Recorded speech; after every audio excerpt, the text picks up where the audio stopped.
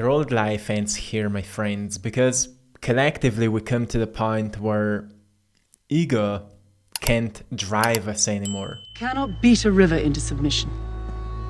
You have to surrender to its current and use its power as your own. Well, I control it by surrendering control. It doesn't make any sense. Not everything does. Not everything has to. Your intellect has taken you far in life, but it will take you no further. Surrender, Stephen. Silence your ego, and your power will rise. We came to the point where if you can't surrender to the stream of life, you will be constantly fighting with what is. And fighting brought us to all kinds of extremes. We have extreme narcissism, we have extreme empathy, we have extreme levels of materialism, and then we have extreme levels of non-materialism, and all of these things. So what I'm noticing in my life right at this time is that I'm just surrendering more and more. I'm just letting go more and more. And every time I surrender, I notice there is a flow that just takes me to things that bring me the most, almost like the most beautiful energy, the most beautiful inspiration that allows me to do something creatively.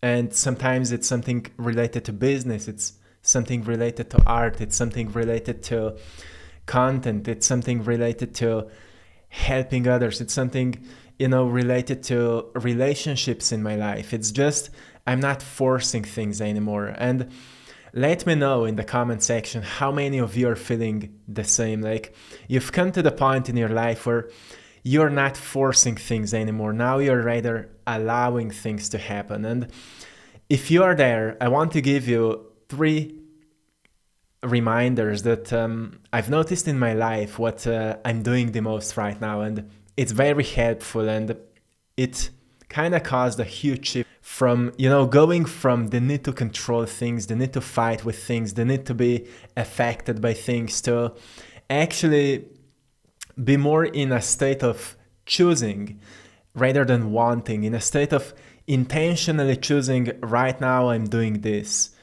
and being in the moment and being more in balance with myself, and truly tuning into the flow state. And just, I believe, as much as I've experienced that there is a flow that is designed to take us to where we truly are meant to be. And this flow will take us also to, to all kinds of versions of ourselves we are meant to become.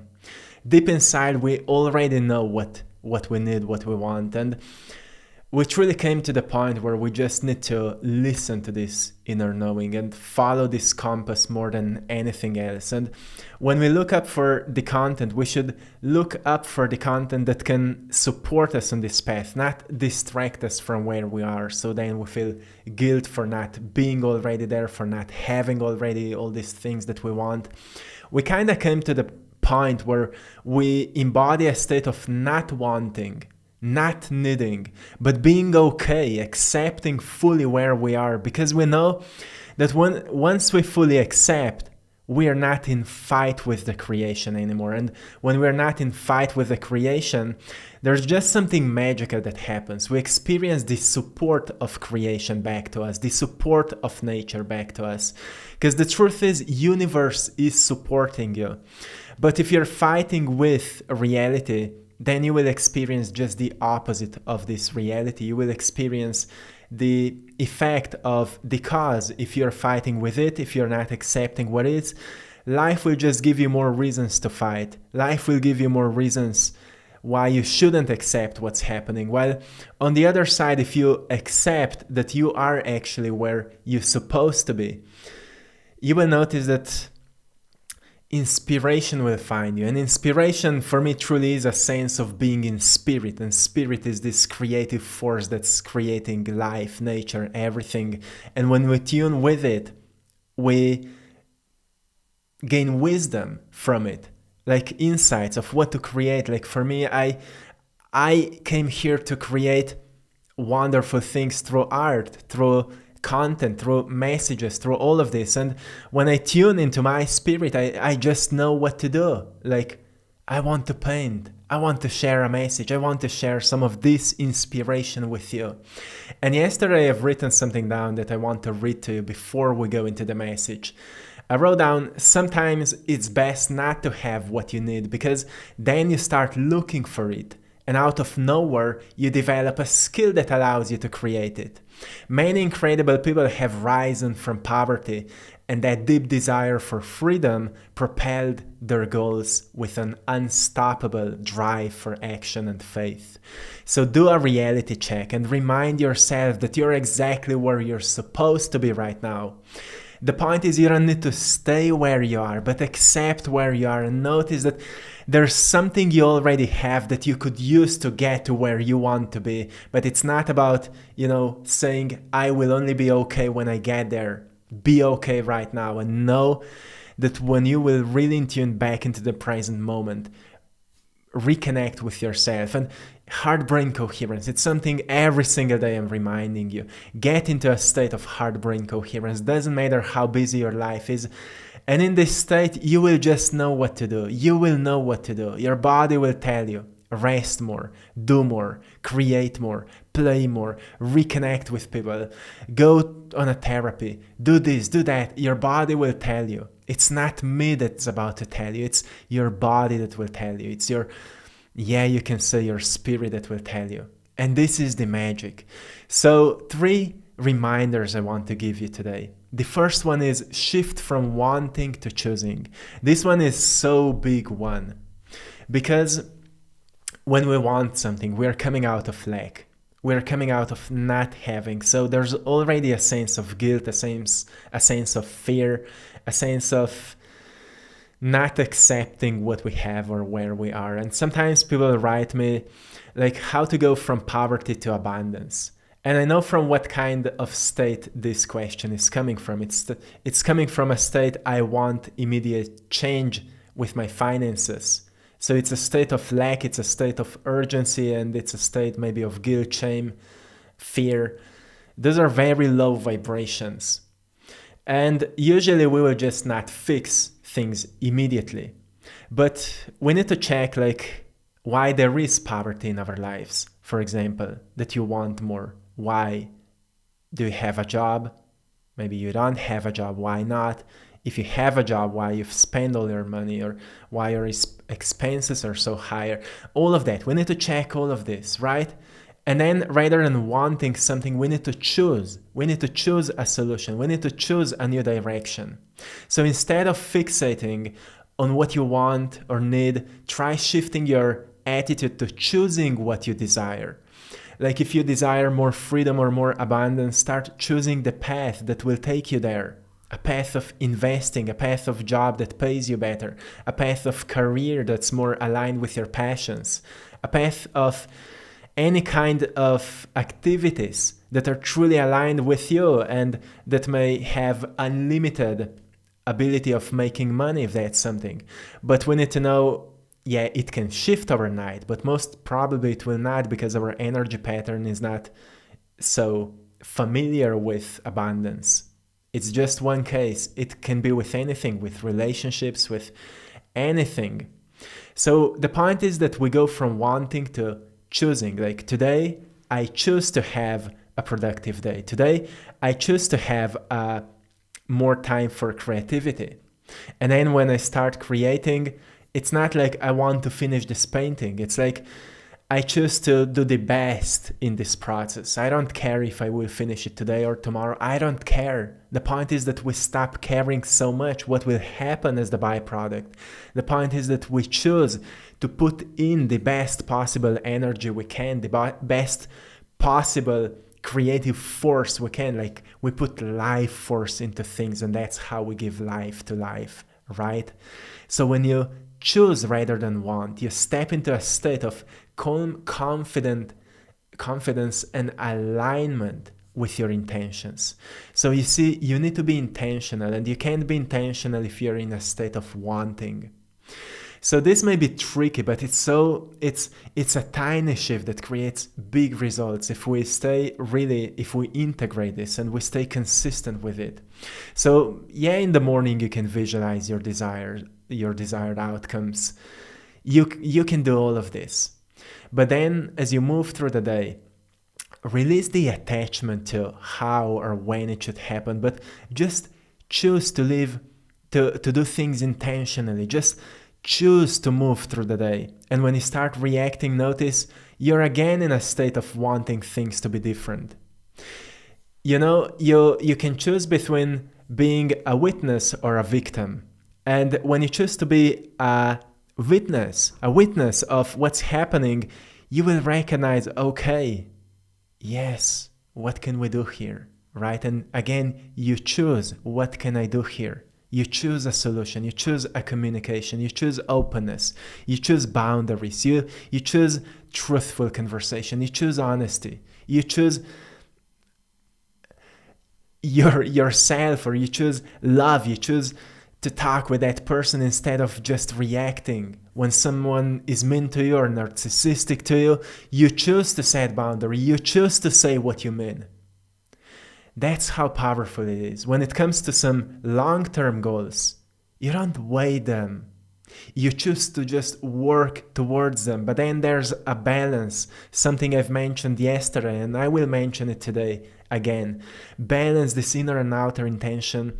There's something we call willpower, where we put in the work. But then there's something we call allowance, when we allow things to happen, when we trust that the universe has our back, that when we've put everything in with incredible creativity, with incredible productivity, with passion, with all this great energy, then we also must step back and trust and allow things to happen. And for me, trusting and allowing was one of the hardest parts in this, because in my childhood I've been just presented to life the way that I've noticed I will need to take care of myself. Like, I had desires that no one could fulfill me. Like, we had enough money, but not more than enough. Like, when I had certain wants, most of the time they were not fulfilled. So I've recognized, okay, I will need to take care of myself. So as soon as it was possible, I found, this jobs in between during school, so I could make my first money, so I could buy things for myself. And that's how I've learned in life that I need to take care of myself. And this pattern for me made me believe that I really need to work hard for things. And when something is not working, it means I'm not working enough. And I need to work more, I need to do more. And it created, an incredible will for doing. But at the same time, it created resistance in my life, because I've noticed that sometimes when you put everything in and you still don't see results, it's because you don't let go. You don't let go, and you are constantly waiting when something will change. You're constantly in this state of wishing and hoping that your results will finally come. But then later in life, I've recognized that results only happened for me when I've let go of what I want. And that's what taught me this other part to this process of creation, which is allowing, which is letting go, which is surrendering. And this surrendering part is so hard to put into words. Like, it's so hard to understand, because from egoistic perspective, it just doesn't make sense. Like, how can I let go and things will find me? But then think about when you've received the most incredible realizations and moments of wisdom. It's on vacation, right? It's when you've completely forgotten about what's maybe important to you. You've put all these desires off the pedestal and you've relaxed. You've started doing something completely else. That's why we need this balance in our lives, like working and then doing something completely else, like a hobby, or going into a spa or massage, or going out with friends and just doing something nice, something that's completely not related to anything connected to desires or any of that. But then also being in yourself, like not being in these needs and wants, but actually being in yourself and noticing what this moment is, where the stream is taking you right now, like the flow I mentioned at the beginning. Beautiful, beautiful thing. Then the second reminder I want to give you is to balance your energy. And what I mean by that is, importance. When we have importance for something, and I often say to you, focus on what's important to you when I want to motivate you a little bit. But importance also creates excess energy, which leads to imbalance and resistance. So take a moment to notice where you're placing too much importance on an outcome, a relationship, or even a worry, where you place too much of importance onto it. Because you will notice the source of resistance, why it's not happening, why your business is not growing, why money is not coming in, why people are actually moving away from you instead into your life. It's because you want it too much. You became almost like a pleaser. So learn to release it. Instead of pushing, maintain a relaxed focus and trust the flow. Like I said, trust that things will find you eventually. Trust that things will work out. You've put in the work. Now trust that it will work. By balancing your energy, it means that you stay centered and allow reality to align more easily with your intentions. So pause, breathe, and notice this quiet pull from within that calls you into certain type of an action, or maybe non-action at all. Maybe it's just calling you to be in this moment, to breathe, to observe nature, to go on a coffee, do something nice. And just embrace the transitions around you with patience, for change often brings gifts unseen, right? So trust that you are exactly where you need to be, and the clarity and purpose will find you as you keep moving forward. It will find you. That's how you start balancing your energies. Often you just need to in tune with the resistance that you feel within. And many times when we observe our lives, when something is keep repeating, like maybe poverty is keep repeating, or narcissistic people are keep coming back into our lives, or just certain type of personalities are keep repeating in our lives, we recognize that we have a certain type of resistance, or we're doing too much for them, like we're too open for them. Especially, I've noticed in my life, my mother, at a certain period of my life, she was more narcissistic.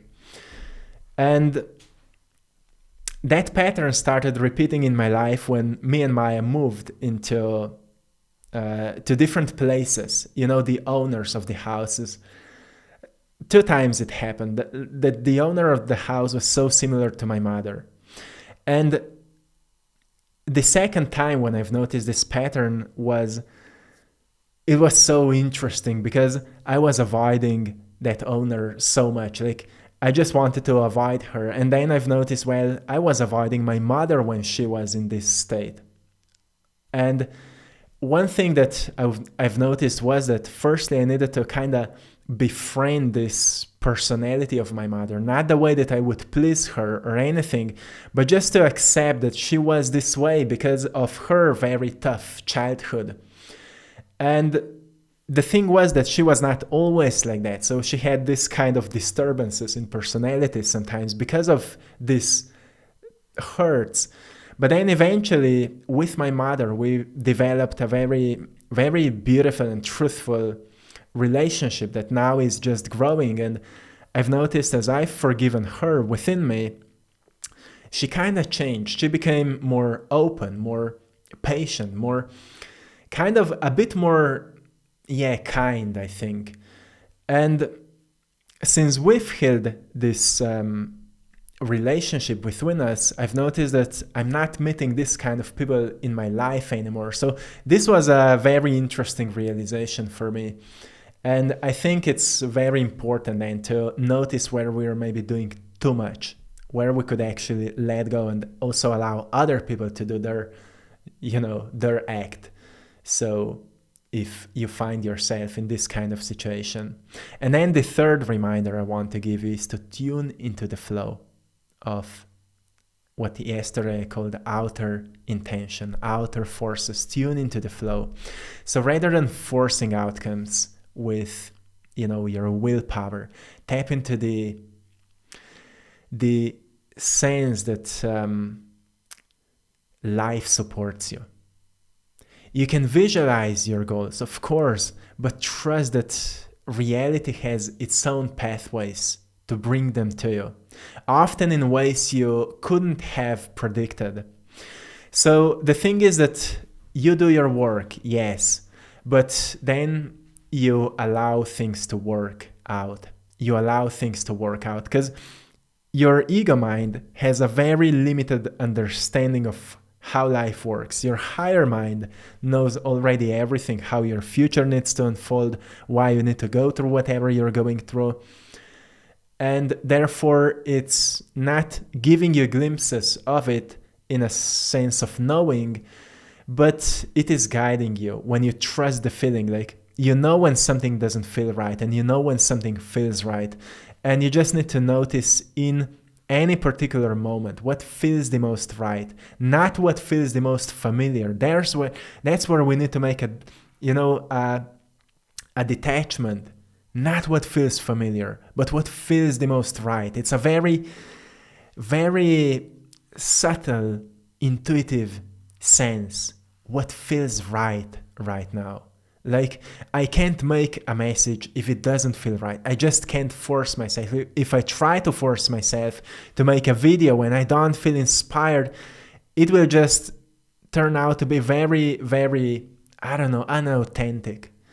But when I feel inspired, I can flow with it for hours. So it's same with painting. And it's same with, sometimes it happens in my life. Like, I just feel this call, I need to call my friend to go, to meet up. And then we set up a date. And then, when this time comes, I'm actually so into art that I don't want to go out. Like, I wanted to go out like one day ago, but today I don't want to go. And then sometimes it happens like my friend says, today I also don't want because I'm doing this. So you see, everything aligns when we listen to alignment, when we follow our alignment, everything aligns then. Because otherwise we force things to happen. And that's something that's why it's so important to in tune with the flow and to recognize that it's not you that you should do everything. It's kind of a collaboration with life. Like, do your thing, but then allow life to do its thing as well. And if you're 50-50, then you will be in balance. So that's how you embrace synchronicities. You stay open to surprises, and you follow where inspiration naturally leads you. This kind of openness creates this space for life to surprise and delight you. And I think that is a great cure for all this extremism that's happening in the world right now. We need to really, let go of ego and in tune more with this stream of creation that already knows what's best for us. And then when we get insight, when we get inspiration, when we get wisdom, we do our part in this process. And that's where we become one with the universe, one with the creation. And beautiful things happen out of there. So I hope you've enjoyed in today's painting. And to anyone who would love to get a print of it, or maybe even an original one, go and check out our store, AttractPassion.com, where you will find all of my art and some other products we've designed. So check it out. And also thanks to everyone for joining our Patreon community for more exclusive content. Yes, your old life ends here because now you know what to do to experience a new life with more alignment, more synchronicities, and more unexpected opportunities. So let go and let God, right? Let in, let the flow take you to where you belong. So this is it for today. I'm sending you lots of love, blessings, and power. Stay connected, stay creative. Until next time, one love.